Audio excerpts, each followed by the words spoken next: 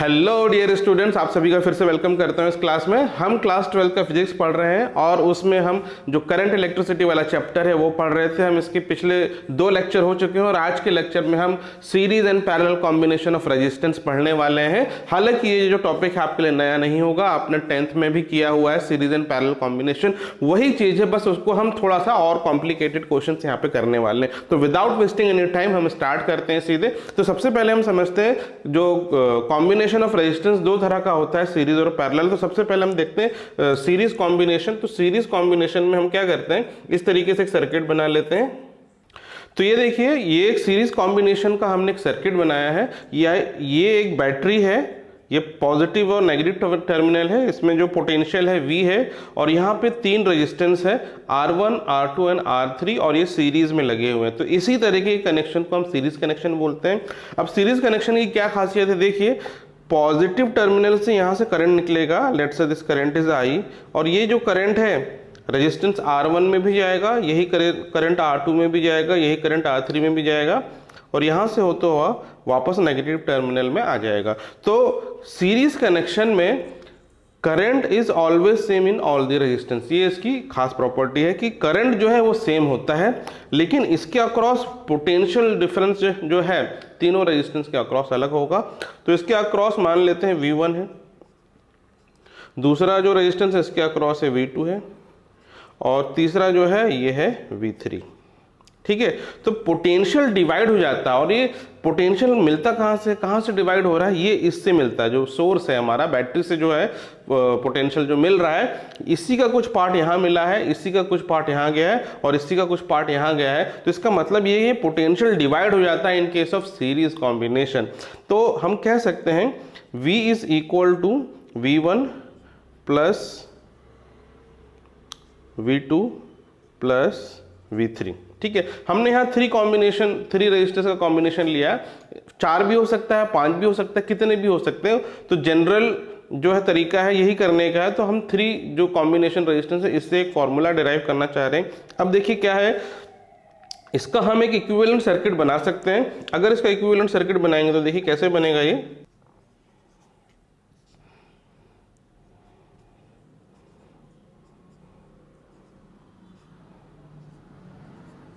तो देखिए इसी का ये एक इक्विवेलेंट सर्किट है, मतलब इन तीनों रेजिस्टेंस को हटा के इसका एक इक्विवेलेंट रेजिस्टेंस हम लगा देंगे, इसे R इक्विवेलेंट बोलेंगे, और बाकी सर्किट है वो सेम रहेगा। अब देखिए क्या है, ये जो V है ये टोटल पोटेंशियल जो बैटरी सप्लाई कर रहा है। यदि इस सर्किट में हम ओम्स लॉ लगाएं तो V equal to I R equivalent लिख सकते हैं। ठीक है, और यहाँ इस इक्वेशन में ये वही V है, तो V की जगह हम लिख सकते हैं I into R equivalent is equal to V1। हम यहाँ इसमें ओम्स लॉ लगाएंगे R1 रेजिस्टेंस में, तो V1 is equal to I into R1 लिखा जा सकता है, I इंटू R1।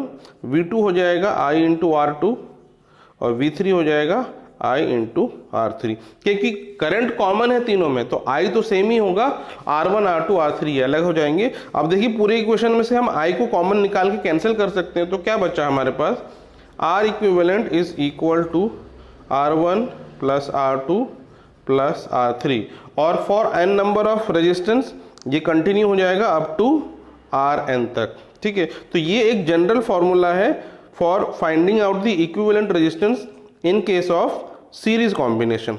तो आया समझ में। तो सीरीज कॉम्बिनेशन में क्या आपको खासियत समझ में आई, इसमें करंट सेम होता है सभी रेजिस्टेंस में, पोटेंशियल अलग अलग हो सकता है अलग अलग रेजिस्टेंस में, साथ ही साथ जो इक्विवेलेंट रेजिस्टेंस का जो फॉर्मूला है it is actually the sum of the individual resistance. सभी रेजिस्टेंस को जोड़ देंगे तो उसका इक्विवेलेंट रेजिस्टेंस आ जाता है। तो ये तो हुआ सीरीज कॉम्बिनेशन। अब देखते हैं पैरेलल कॉम्बिनेशन। ये देखिए एक पैरेलल कॉम्बिनेशन का सर्किट है, यहाँ पे 3 रेजिस्टेंस है R1 R2 R3। तो ये देखिए पैरेलली कनेक्ट आपको दिख रहे हैं, इसी को पैरेलल कॉम्बिनेशन कहते हैं। और पैरेलल कॉम्बिनेशन में खासियत क्या होती है, ये देखिए बैटरी जो है यहाँ पे ये पोटेंशियल इसका V है, तो जो potential across all the resistance in parallel combination is equal. पिछले केस में क्या था, सीरीज में पोटेंशियल अलग था, R1 में अलग है V1, फिर R2 में V2, फिर R3 में V3। यहाँ पे ऐसा नहीं है, यहाँ पे R1 को भी V पोटेंशियल मिल रहा है, देखिए ये पॉजिटिव इससे कनेक्ट है R1 से, नेगेटिव भी R1 से कनेक्ट है, वैसे ही इसका पॉजिटिव R2 से भी कनेक्ट है, इधर भी कनेक्ट है, R3 से भी कनेक्ट है। तो इसका मतलब सभी को जो पोटेंशियल है V मिल रहा है। तो इसका मतलब यहाँ पोटेंशियल तो सेम होता है लेकिन करंट डिफरेंट होता है। किस तरह से, देखिए बैटरी के पॉजिटिव टर्मिनल से करंट निकला I, यहां पहुंच के इसको 3 रास्ते मिले, तो 3 रास्ते में डिवाइड हो जाएगा करंट I1, I2, I3। अगर R1, R2 और R3 तीनों का वैल्यू अगर सेम होगा तो उस केस में इक्वल पार्ट में डिवाइड हो जाएगा, और अगर ये अलग अलग होगा रेजिस्टेंस तो अलग अलग वैल्यू पे डिवाइड होगा। डिपेंड किस पे करेगा ये I कहां ज्यादा होगा कहां कम होगा। जहां पे रेजिस्टेंस की वैल्यू कम होगी वहां पे करंट ज्यादा होगा, और जहां पे रेजिस्टेंस की वैल्यू ज्यादा होगी उस ब्रांच में करंट जो है कम हो जाएगा। ये सभी ब्रांच से होता हुआ करंट वापस यहाँ पे ऐड हो जाएगा, और ऐड होने के बाद टोटल करंट I बन जाएगा और वापस ये नेगेटिव टर्मिनल में आएगा। तो यहाँ पैरेलल कॉम्बिनेशन में क्या ध्यान रखेंगे, वोल्टेज तो सेम होगा सभी रेजिस्टेंस के लिए बट करंट अलग अलग होगा। तो देखिए यहाँ पे भी हम क्या करेंगे, इक्विवेलेंट सर्किट बनाएंगे इसका एक। तो इस तरीके से इक्विवेलेंट सर्किट इसका बना सकते हैं। तो ये एक रेजिस्टेंस है, तीनों का इक्विवेलेंट, इसको R इक्विवेलेंट बोल दिया। बाकी सर्किट ऐसी है, ये बैटरी है, ये इसका पॉजिटिव नेगेटिव टर्मिनल, ये करंट I इसमें से जा रहा है और ये इस तरह से वापस इसमें आ रहा है। ठीक है, अब यहाँ पे हम क्या करेंगे, यहाँ पे हम इस पॉइंट पे जंक्शन, ये जो जंक्शन दिख रहा है, किसी भी पॉइंट पे जंक्शन में total incoming current is equal to total outgoing current होता है किसी भी सर्किट में। ठीक है, इसे जंक्शन रूल भी कहते हैं। तो यहाँ पे देखिए करंट कितना आ रहा है, I आ रहा है, और जाने वाला करंट कितना है, I1, I2, I3।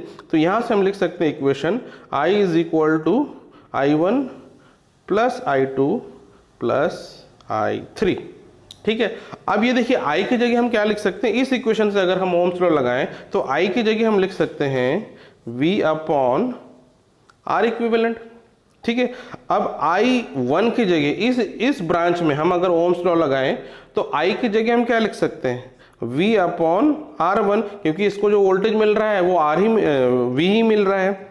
वैसे ही I2 को हम लिख सकते हैं V बाय R2, और I3 को लिख सकते हैं V बाय R3। तो आया समझ में, यहाँ पे V कॉमन है न्यूमरेटर में, तो इसको हम निकाल के अगर कैंसिल कर दें तो हमको फाइनल फॉर्मूला क्या मिला, R equivalent is equal to 1 upon R1 plus 1 upon R2 plus 1 upon R3, और अगर n नंबर ऑफ रेजिस्टेंस है तो इसको हम Rn तक के लिए एक्सटेंड कर सकते हैं। तो ये हुआ formula for equivalent resistance in case of parallel combination. Series में क्या था, it is the sum of the individual resistance. यहाँ पे क्या है, the reciprocal of equivalent is equal to the sum of the reciprocal of the individual resistance. तो यहाँ पे सभी का रेसिप्रोकल का सम है 1 upon R1, 1 upon R2, 1 upon R3। तो इस तरीके से हम सीरीज और पैरेलल कॉम्बिनेशन में इक्विवेलेंट रेजिस्टेंस निकालते हैं। अब इसका हम एप्लीकेशन देखेंगे कुछ क्वेश्चंस में। तो ये देखिए एक क्वेश्चन दिया हुआ है, यहाँ पे पूछा क्या है, find the value of current I in this circuit. ये देखिए आपको एक सर्किट दिख रहा है, ये जो है 3 रेजिस्टेंस है 30, 30, 30, एक ट्राइंगल बना रहे हैं, और इससे इस एंड से और इस एंड से एक बैटरी कनेक्टेड है जिसका जो पोटेंशियल दैट इज 2 वोल्ट। तो यहाँ से ये करंट I निकलेगा बैटरी से, तो ये करंट I पता करना है। तो देखिए एक्चुअली इस सर्किट को सॉल्व करने के लिए सबसे पहले आपको इसका इक्विवेलेंट रेजिस्टेंस निकालना पड़ेगा, फिर हमको I निकालना पड़ेगा। अब इक्विवेलेंट रेजिस्टेंस कैसे निकाला जाए, तो पहले आपको चेक करना है कौन से रेजिस्टेंस सीरीज में है और कौन से रेजिस्टेंस पैरेलल है। तो इसको हम करने के लिए हम क्या करेंगे, सबसे पहले सर्किट को थोड़ा सा मॉडिफाई करेंगे। देखिए जब भी हम करंट इलेक्ट्रिसिटी का जब कॉम्बिनेशन ऑफ रेजिस्टेंस का क्वेश्चन करेंगे तो आप ये बात ध्यान में रखना, ये जो करंट फ्लो हो रहा है ये वायर्स में फ्लो हो रहा है, और वायर फ्लेक्सिबल होती है, वायर को हम फोल्ड कर सकते हैं, मोड़ सकते हैं, उनका शेप चेंज कर सकते हैं। जैसे ये क्या है, एक ट्राइंगल का शेप दिख रहा है आपको, 3 कॉम्बिनेशन ऑफ रेजिस्टेंस का। इस ट्राइंगल को हम शेप चेंज करके इसको स्क्वायर भी बना सकते हैं, रेक्टेंगल भी बना सकते हैं, इसको सर्कल भी बना सकते हैं, क्योंकि ये क्या वायर है, वायर स्ट्रेचेबल होते हैं, उसको शेप चेंज किया जा सकता है। तो इसको मैं शेप चेंज कर रहा हूं। क्यों कर रहे हैं हम शेप चेंज, ताकि आपको क्लियरली समझ में आए कि कौन सा सीरीज है और कौन सा पैरेलल है। तो यहाँ पे इस सर्किट का मैं थोड़ा सा मॉडिफाई कर रहा हूं। तो देखिए ये बैटरी तो ऐसी है, इसमें कोई चेंजेस नहीं है। ये जो वायर है ये 30 ओम वाली है, इसको मैं ऐसा सीधे स्ट्रेट बना रहा हूं ताकि आपको एक स्क्वायर का शेप दिखे। ठीक है, तो इसको मैंने सीधा कर दिया, ये हो गया 30 ओम। ठीक है, अब ये और ये देखिए ये एक ही लाइन में है, तो ये 30 और ये 30 सीरीज में, तो हम इसको एक लाइन में जोड़ के सीरीज में लिख सकते हैं। यानी यहां से हमने एक्सटेंड किया इसको और यहाँ एक रेजिस्टेंस बना दिया, ये 30 का और ये भी 30 का। ठीक है, तो ये देखिए ये 30 ओम और ये भी 30 ओम, तो ये दोनों तो एक ही लाइन में ना, तो सीरीज में हो गए। तो ये सीरीज कॉम्बिनेशन है, सीरीज कॉम्बिनेशन को हमने इस तरीके से कनेक्ट कर दिया। तो ये वाला सर्किट यही है, ये जो बैटरी है ये 2 वोल्ट की है और इसमें से जो करंट फ्लो हो रहा है वो वही करंट फ्लो हो रहा है आई। तो अब यहाँ पे आप इजीली इसको सॉल्व कर सकते हैं। ये 30 और 30 क्या हो गया, ये सीरीज कॉम्बिनेशन है, तो इसको अगर हम हटा दें तो इसकी जगह एक ही रेजिस्टेंस लगा देंगे, इसका इक्विवेलेंट 60 ओम का। तो इसको अगर हम यहाँ से हटा दें और 30 और 30 तो प्लस हो जाएगा, सीरीज में प्लस हो जाता है, तो यहाँ पे अब एक रेजिस्टेंस बचा और ये हो गया 60 ओम। तो देखिए आप जब करते जाएंगे ना तो एक एक ब्रांच को आप सॉल्व करते जाएं और उसकी जगह रिप्लेस करते जाएं उसका इक्विवेलेंट रेजिस्टेंस। अब यहाँ पे 30 और 60 ओम आपको पैरेलल दिख रहे हैं, तो इसमें पैरेलल का फॉर्मूला लगाएंगे। तो यहाँ पे क्या फॉर्मूला लगेगा, 1/R equivalent is equal to 1/30 plus 1/60। अब इसको सिंपली सॉल्व कर लेते हैं। इसका देखिए एलसीएम तो 60 ही होगा, तो ये हो गया 2, ये हो गया 1, तो 1/R equivalent is equal to 3/60। ये कैंसिल हो जाएगा, ये कितना हो जाएगा 1/20 हो जाएगा। इसका मतलब क्या हुआ, R इक्विवेलेंट आ रहा है 20 ओम।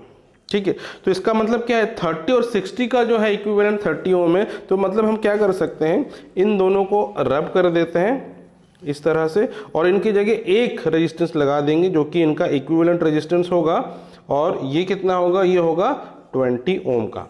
अब हम इजीली पता कर सकते हैं इस सर्किट में करंट कितना फ्लो हो रहा है इस फाइनल सर्किट पे। देखिए अब इससे छोटा नहीं हो सकता सर्किट, ये फाइनल सर्किट है, ये टोटल रेजिस्टेंस है। इसमें हम अगर ओम्स लॉ लगाएं V equal to I R और I is equal to V/R हो जाएगा। तो V कितना है, यहाँ पे 2 है, R कितना हो गया 20 हो गया, ये कैंसिल हो जाएगा, तो I की वैल्यू हो जाएगी 1/10 which is equal to 0.1 ampere. मतलब इस सर्किट में करंट कितना फ्लो हो रहा है 0.1 एम्पियर और यही इसका आंसर है। देखिए ये नेक्स्ट क्वेश्चन है, इसमें क्या दिया है, find the current I in this circuit. ये सर्किट है, देखिए इसमें करंट आई निकालना है, ये टोटल करंट है आई। यहाँ पे सर्किट में क्या दिया है, एक 3 वोल्ट की बैटरी लगी हुई है, साथ में यहाँ 3 ओम का रेजिस्टेंस है, यहाँ भी 1 ओम का रेजिस्टेंस है और यहाँ पे 2 ओम का रेजिस्टेंस है और बीच में एक वायर है यहाँ पे ऐसे। तो यहाँ पे आपको करंट आई निकालना है, तो सबसे पहले हम इसका टोटल इक्विवेलेंट रेजिस्टेंस निकालेंगे। अब देखिए ये कौन सा सीरीज में है, कौन सा पैरेलल में, तो ये देखिए ये तो जो है 2 and 1 जो है ये सीरीज में हो जाएगा, तो इसका हम इक्विवेलेंट बना लेते हैं। तो इसको हम रब करके यहाँ एक नया रेजिस्टेंस बना देंगे, 2 और 1 प्लस हो जाएगा सीरीज में और इसका एक नया रेजिस्टेंस हम बना लेंगे, ये हो गया यहाँ पे, ये हो गया 3 ओम। ठीक है, अब देखिए क्या होगा, ये देखिए करंट आई यहाँ से आ रहा है, करंट आई को यहाँ पे 2 रास्ते मिल रहे हैं, एक ये वाला रास्ता मिल रहा है, एक ये वाला रास्ता मिल रहा है। इस रास्ते में इसको रेजिस्टेंस मिल रहा है 3 ओम का और इस रास्ते में कितना रेजिस्टेंस मिल रहा है, यहाँ पे कोई रेजिस्टेंस हमने नहीं बनाया है, इसका मतलब इस रास्ते में 0 रेजिस्टेंस है, यानी कोई रेजिस्टेंस ही नहीं, कोई रुकावट ही नहीं। देखिए अगर आप कहीं जा रहे हैं तो आपको 2 रास्ते मिलेगा, एक रास्ते में क्या बहुत सारे ब्रेकर्स है, रोड खराब है और एक रास्ता प्लेन है, तो आप किस रास्ते में जाना पसंद करेंगे, जो रास्ता प्लेन है। तो वही बात करंट के साथ भी हो जाती, जब एक वायर सीधा लगा हुआ है और इसमें कोई भी रेजिस्टेंस नहीं है, ठीक है, तो इसका मतलब ये क्या है, जो करंट है टोटल पूरा करंट आई यहीं से जाएगा, यहाँ पे कोई भी करंट नहीं जाएगा, यहाँ पे 0 करंट होगा। ठीक है, तो ये जो वायर आप चाहे सर्किट में लगाए रहो या इसको यहाँ से हटा भी दो तो कोई फर्क नहीं पड़ने वाला, क्योंकि जो सर्किट में जो करंट है सारा यहीं से जाने वाला है। तो जब भी कोई वायर होगी जिसमें कोई रेजिस्टेंस नहीं होगा तो जो बाकी वाला जो सर्किट है वो शॉर्ट सर्किट हो जाता है, इसको हम शॉर्ट सर्किट भी कहते हैं। तो यहाँ से यहाँ करंट विदाउट रेजिस्टेंस के पूरा का पूरा करंट इधर आ जाएगा और इस 3 ओम का कोई काम ही नहीं है। तो इसका मतलब सर्किट में केवल ये वाला 3 ओम का रेजिस्टेंस है। तो अब जो हमारे लिए जो टोटल रेजिस्टेंस हो जाएगा सर्किट में 3 ओम का हो जाएगा और इसमें आप ओम्स लॉ लगाएंगे V equal to I R और I will be equal to V upon R और इसकी वैल्यू कितनी हो जाएगी, V3 है, R भी 3 हो जाएगा यहाँ पे और करंट हो जाएगा 1 एम्पियर। तो इस सर्किट में जो करंट फ्लो हो रहा है वो 1 एम्पियर है।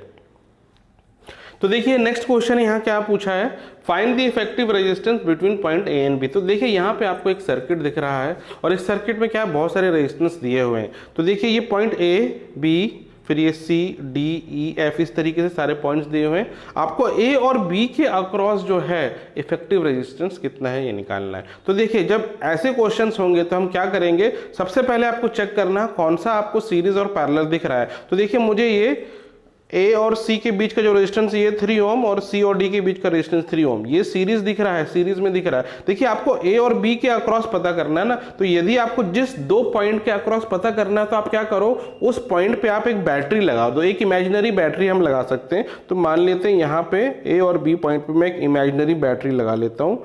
तो ये यहाँ पे इस तरीके से जिसका पोटेंशियल होगा V,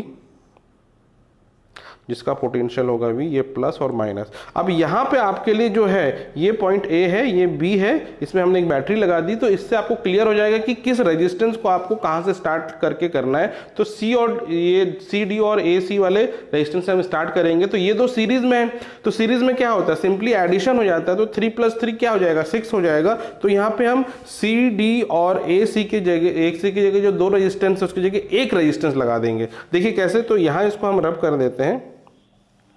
तो ये दो रेजिस्टेंस का इक्विवेलेंट क्या होगा, 6 ओम होगा। तो 6 ओम को यहां लगा देते हैं। डी से एक वायर निकाला इस तरीके से, और ये वायर आके यहां कहां लग गया, ए में लग गया, और ये रेजिस्टेंस यहां पे कितना हो गया, 6 ओम। ठीक है, अब देखिए ये 6 ओम और ये 6 ओम आपको पैरेलल दिख रहे हैं, ये तो आसानी से दिख रहे हैं, तो यहाँ पे पैरेलल का फॉर्मूला लग जाएगा। अब क्योंकि ये 6 और ये 6 है, तो एक बात ध्यान रखना, जब भी रेजिस्टेंस पैरेलल में होंगे और उन दोनों की वैल्यू अगर सेम हुई तो इनका इक्विवेलेंट उसका आधा हो जाएगा। मतलब 6 और 6 का क्या हो जाएगा, 3 हो जाएगा। इसको आप करके भी देख लें। जैसे अगर आर इक्विवेलेंट मुझे निकालना है 6 और 6 का, तो ये 1/6 + 1/6 = कितना हो जाएगा, एलसीएम ले लेंगे तो 6 आएगा, ऊपर 2 हो गया, ये कट के क्या हो गया, 1/3। इसका मतलब क्या हो गया, आर इक्विवेलेंट 3 हो रहा है। यानी 6 और 6 होगा तो उसका आधा हो जाएगा, 4 और 4 होगा तो उसका आधा 2 हो जाएगा। तो जब भी इक्वल रेजिस्टेंस आपको मिलेंगे तो उसका इक्विवेलेंट क्या हो जाएगा, उसका आधा हो जाएगा। तो यहाँ पे 6 और 6 है, तो दोनों का जो रिजल्टेंट या इक्विवेलेंट होगा वो कितना हो जाएगा, 3 हो जाएगा। तो अब दोनों का हम यहाँ पे रब कर देते हैं और इसके जगह केवल एक रेजिस्टेंस हम लगा देंगे।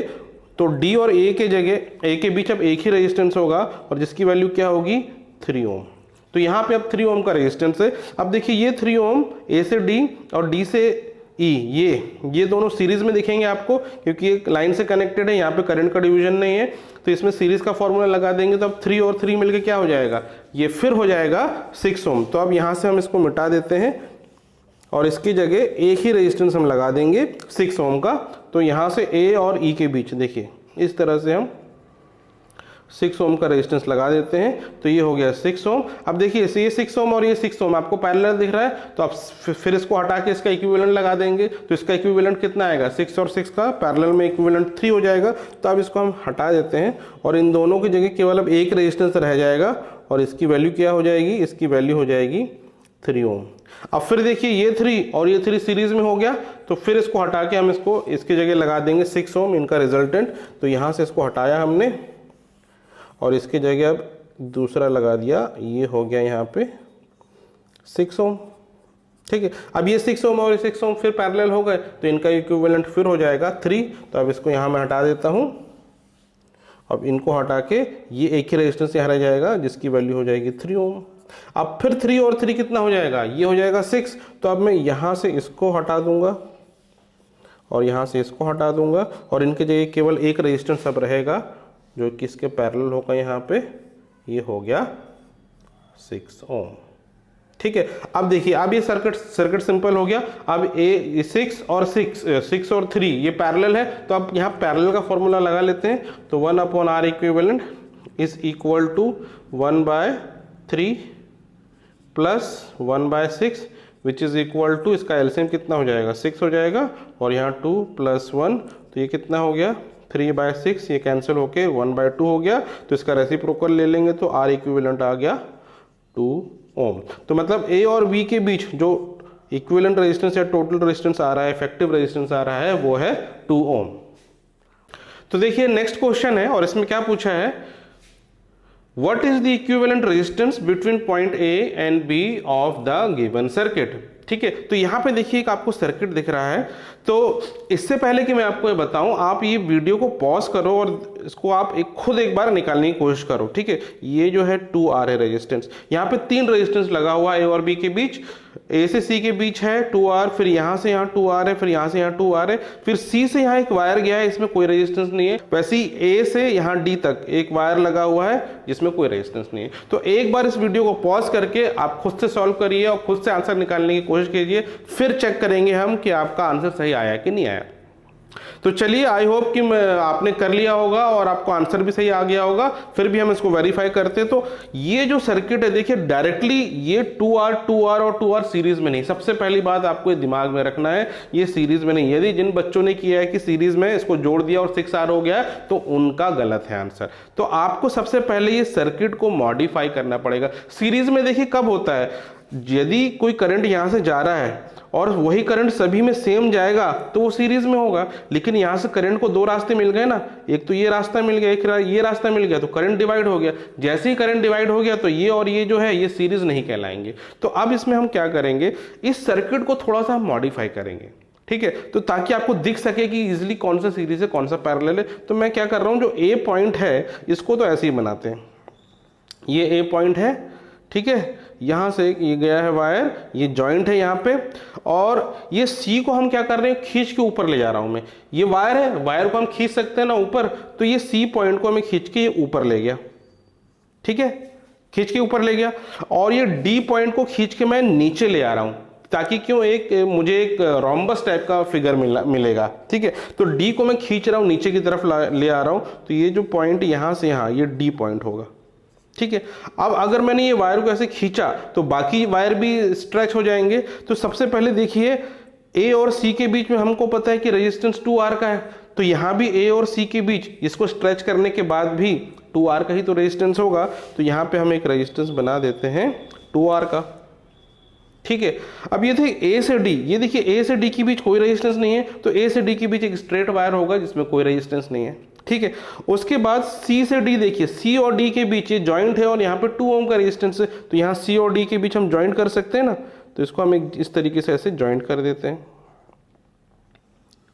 और यहाँ पे एक रेजिस्टेंस हो गया 2R का, ठीक है। अब इसके बाद यहाँ मैं पॉइंट बना लेता हूँ, ये वाला पॉइंट जो है ये है बी पॉइंट, ये वाला, और ये वाला जो पॉइंट है ये किससे कनेक्ट है, डी से कनेक्ट है ये वाला पॉइंट। तो इस कनेक्ट को मैं यहाँ डी से कनेक्ट कर देता हूँ। तो देखिए इसको हमने जोड़ दिया डी से, तो ये देखिए डी से इसको जोड़ दिया, ये वाला पॉइंट को, ये वाला जो पॉइंट है, ये वाला पॉइंट है डी से जुड़ गया, और डी और इसके बीच में कितना रेजिस्टेंस है, 2R का है, तो यहाँ हमने बना लिया 2R, ठीक है।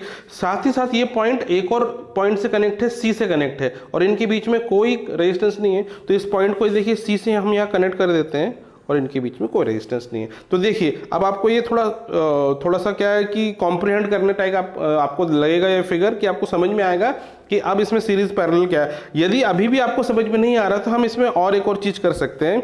देखिए ए और डी, इनके बीच में कोई रेजिस्टेंस नहीं है। अगर दो वायर के बीच में अगर कोई रेजिस्टेंस नहीं है तो वो, सॉरी, दो पॉइंट के बीच में अगर कोई रेजिस्टेंस नहीं है तो हम वो दो पॉइंट को जोड़ सकते हैं, क्योंकि कोई रेजिस्टेंस नहीं है तो ये दो पॉइंट को हम अब खींच के जोड़ देंगे, मिला देंगे, तो ये एक पॉइंट बन जाएगा और सर्किट में कोई चेंज नहीं आएगा। यदि हम ए और डी को जोड़ेंगे तो देखिए सर्किट कैसा बन जाएगा।